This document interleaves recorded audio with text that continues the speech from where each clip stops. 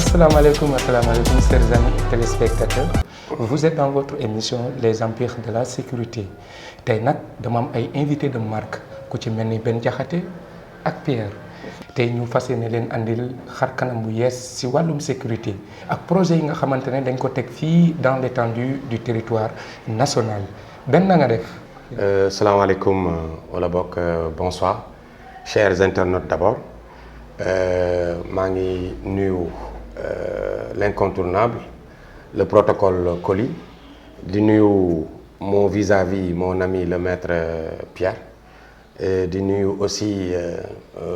tout le staff quand même de l'émission Les Empires de la Sécurité. Pierre na nga def ñu bàyyi la nga nuyu. waaw maa ngi nuyu mbokku internet yëpp ñii seetaan ñëpp di nuyu de passage le chef Ben macha allah ak tous qui nous reconnaîtront incha allah. Ben mun nga ñu wax lan mooy sécurité suñu yitte. Voilà donc sécurité suñu yitte en sigle muy 2SY wala SSY association la boo xamante ni d'abord dafa juddoo ci une vision claire de quelques acteurs de la sécurité au Sénégal de la sécurité privée précisément donc ñu jëlee ko ci vision mu mujj nekk maintenant un concept et ñu tendre ko vers une labellisation li ko tax a jóg nag moom mooy tout simplement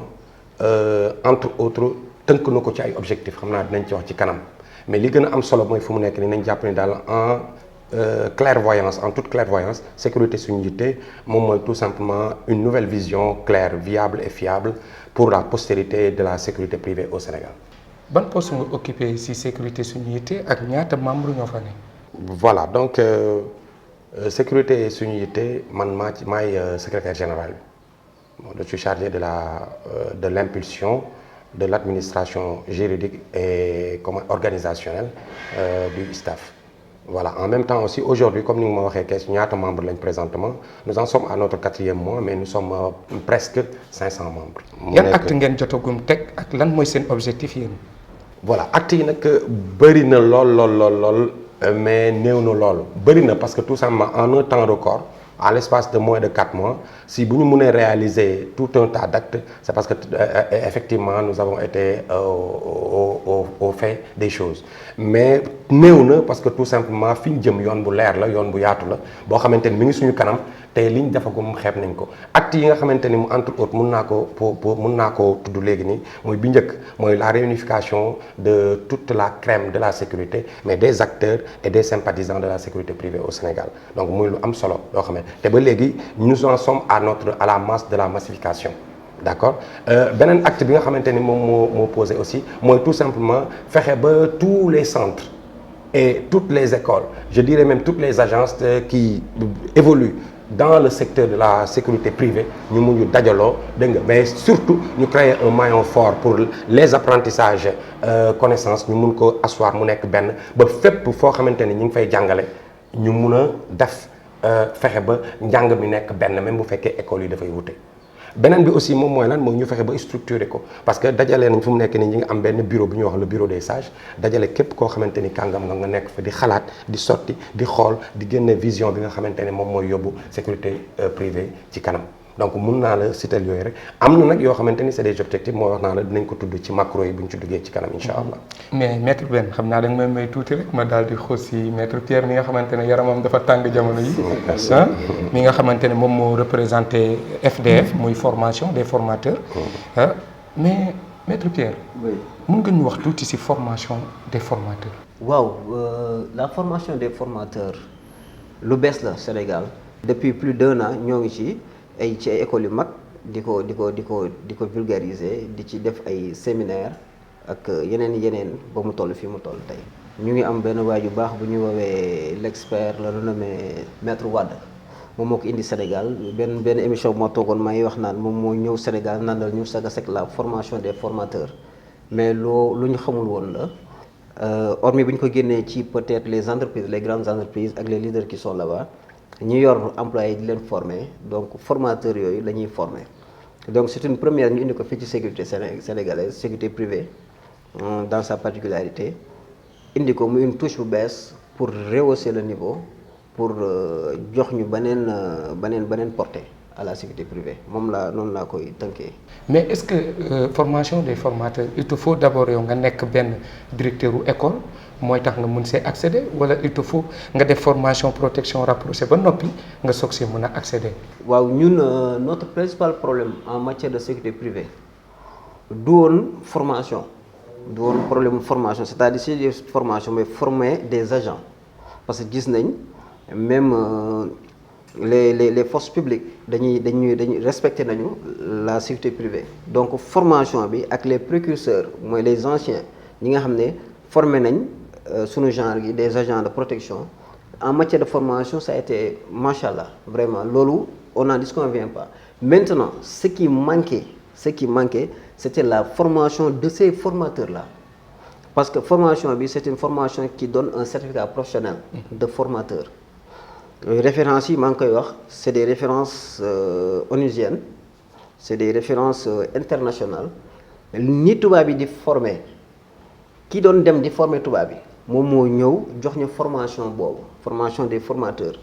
en matière de sécurité privée ba pare jël ko adapté ko ak nos réalités ak ce qui se fait en matière de sécurité privée et de sûreté ñu ñëw jox ko ñi nga xam ne dañoo bëgg a nekk ay formateurs mais des formateurs professionnels de touche professionnelle et encore une fois internationale. mais vraiment vous êtes pertinent. mais balaa ñuy xuusaat damay daal di ñëw ci suñu rubrique découverte là où on va découvrir des kàngam ay kàngam ci wàllum sécurité rawatina nag la sécurité des hautes personnalités mi nga xamante ne ñun ci la ñuy yëngu. bañ taxawee nag ba waxtaan loolu ma gis loolu bari fi trop. ma koy saluer de passage mon frère Pape Momar bu DG wu Delta Force DG wu Touba protection rapprochée ma waxtaan ak moom bu ma ci waxtaan ak moom nag mu ne ma pourquoi pas du ñu approcher monsieur Wade ci la ñu approché monsieur Wade bu ñu ko approché soumettre ko projet bi mun nañu moom ànd na ci ak ñun à 100% day dem ci sous région bi di former pourquoi pas mënut a former fii. ci lañ ko wax ne bëggoon nañ directement ci bit bi pour def formation des formateurs mu ne non il faut ñu def séminaire ñaari séminaire yooyu def nañ ko ci école yi mag comme sama secrétaire bi ni mu ko waxee. daf nañ ko COVAX daf ko ci yenn école buñ ci jógee nag amoon ci ndam lu rëy ñi waroon dem nag ci échéance bu mag muy formation des formateurs. pour bokk ci benn bi bu njëkk bi critères yu njëkk yi il faut nga nekk garde corps am carte professionnelle génnee ci école. deuxième critère bi 100 000 francs moo koy def mais nag dafa am ay kayit duñ ciy laaj kayit yuñ ci laaj ñu la laaj sa photocopie carte d'identité laaj la sa carte professionnelle rétro verso laaj la sa 2 photos sa 2 photos yu ñu lay laaj nag dafa am dañ ci def dañ lay koy ñun ñëpp dañuy fichier. day dem ci base de données mooy kilifa bi ki nga xam ne moo koy day dem ci ay base de données parce que ci sous région bi muy Maroc muy Côte d'Ivoire benn fépp fu mu dem rek ñëpp mu former rek da leen dugal ci benn base de données loolu moo tax ñuy laaj somme boobu. mais nag on a sorti les grands moyens on a mis la main dans la poche génne nañ xaalis pour defee ko foo xam ne ci fu mucc ayib voilà ci gàttal daal. li gën a sooxee suñu milieu bi c'est le manque de professionnalisme parce que comme ni nga ko xamee. protection rapprochée n'autorise ni amateurisme ni improvisation d'accord donc mais protection rapprochée comme l'indiquait l'expert Maître Wade c'est pro bien pensé bien réfléchi et bien organisé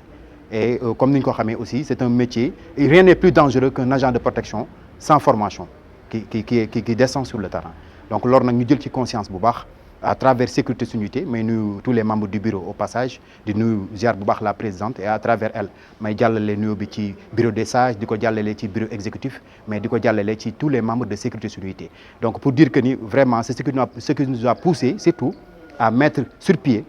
une formation de haut niveau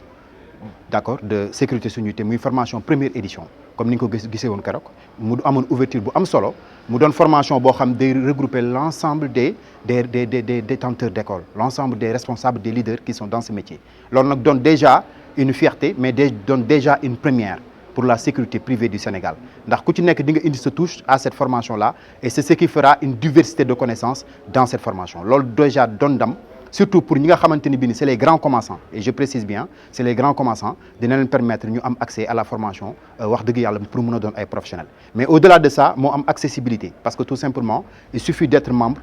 dans sécurité suñuité am ci carte de membre bu ko defee tu peux avoir accès à cette formation de haut niveau à partir de 100 000 francs. ma nekk xale bëggoon dem armée te jamono yu amul woon pour dem armée et loolu moo ma motivé ba tax ma def sécurité.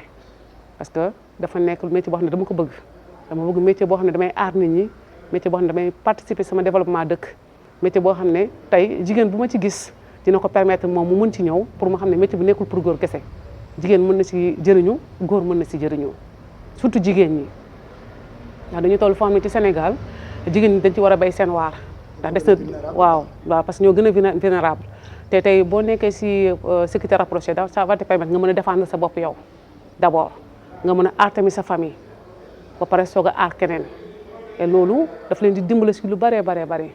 et métier bi nit mën na ci réussir ba am ci lépp lu mu bëgg parce que métier booy def ko ci fula ak fayda ak si ngor yàlla daf la ciy dimbale et man sincèrement yàlla mu ma ciy dimbale ba fi ma toll nii. may saluer expert Maître Wade comme j'ai l'habitude de le dire c'est une chance pour nous les professionnels de la sécurité qu'on ait un expert d'accord qui a fait 25 ans de service dans les forces spéciales en tant qu'instructeur et que son programme a été validé par les Nations Unies. C'est très important et qui est en train de faire d'ailleurs le tour du monde, d'accord, et qui est dans la sous-région. Donc loolu nag kooku nag bu ñu amee chance mu ñëw fekk ñu si indi ñu un projet de ce genre muy la formation des formateurs on peut dire que carrément vraiment la sécurité encore une fois a triomphé et que vraiment perfection bi ñu doon xaar à travers la sécurité puisque la perfection est née de la pratique donc macha allah dinañ ci am ndam bu baax a baax incha allah. waaw léegi nag fii nag laay tëjee mooy objectif yi lan mooy seen objectif. si objectif yi entre autres damay jukki ñett ba ñeent parce que ñun ñu ngi ko tënk ci 13 macros les macros moom mooy les objectifs ultimes de sécurité suñu yitte yi nga xamante ne dafa am yoo xamante ni c'est à court moyen long terme mais surtout à l'immédiat donc si yooyu nag mooy yi nga wax léegi nii am na ñaari grande formation yoo xamante ni vraiment ñi ngi ciy yëngu présentement benn boo xamante ni c'est pour faire taire régler le problème de la nervisation pour ne pas dire pour emprunter ce néologisme là du nervisme nga xamante ni ñëpp ñoo xamante ni ñi ngi yëngatu sécurité te defuñu formation bi d'accord ñu mun leen intégrer pour que ñu mun a dugg dans ce maillon fort là qui est le professionnalisme mais beneen bi aussi là mooy les chefs de centre les chefs d'école les chefs d'agence aussi ñu mun a ñëw dans xam naa sama naataango bi duñ ci ñëw parce que rubrique boobu moom moo ko lool muy par rapport à la FDF mooy la formation des formateurs en guise d'introduction ou en prélude par rapport ak loolu donc mu nekk ñaari mbir yoo xamante ni mun na régler tous les problèmes de la sécurité privée au Sénégal et même je dirais dans la sous-région aussi. macha allah lan ngay tàggatoo Ben Diakhaté. waaw li ñuy tàggatoo rek mooy je fais appel solennellement à tous nos frères et sœurs qui évoluent qui ont une passion forte inénarrable en tout cas par rapport à notre métier là que nous voulons faire une corporation dans un futur proche mooy ñu ñëw adhérer dans notre entité qui est leur entité à eux aussi muy la sécurité suñu yitte. dégg nga ñu ñëw ci pour que ñu bokk liggéey parce que seen pas-pas seen xam-xam seen dayo seen expérience dégg nga soxla sécurité privée soxla na ko. waaw mais Pierre lan la ñu mën a xaar si formation des formateurs mu nekk sa dernier kàddu ak lan lañ ci mën a jël comme ay njëriñ ñun buñ ci ñëwee ba war see participer ak ki may seetaan bu fi waree participer. woo ñëpp que ce soit les directeurs de centre que ce soit leur bras droit et tout. ñu yónnee gars yi ñu ñëw def ci formation parce que la formation là sera une affaire qui réglera beaucoup de choses en matière de sécurité privée. Je lancerai un appel aux directeurs de centre ak les bras droits et ñëpp ñi seq la protection rapprochée dans son ensemble et la sécurité privée ñu ñëw def ci formation parce que je vous dis il y a une structure qui s'appelle l'Hexagone sécurité bi nekk France Hexagone sécurité. ñoom dañu bëggoon ñëw def ci formation bi mais l'expert ak tout le bureau leur a signifié carrément que c'est un truc national donc nañ ku nekk ñëw jël chance am ci formation des formateurs am la sanction diplômante et ñu doxal li ñu bëgg a doxal ci en matière de sécurité privée teg ko fi mu war a teg rendre encore plus crédible la protection la sécurité privée dans son ensemble suñu diggante ak nos autorités suñu diggante ak le monde international parce que yu ci bëri Sénégal daf ci xaw a nekk ci ginnaaw quand je vois d'autres pays yu mel ni la Côte d'Ivoire ou bien le Maroc ils sont trop en avance ci wàllu professionnalisme en matière de formation donc loolu laay waxaat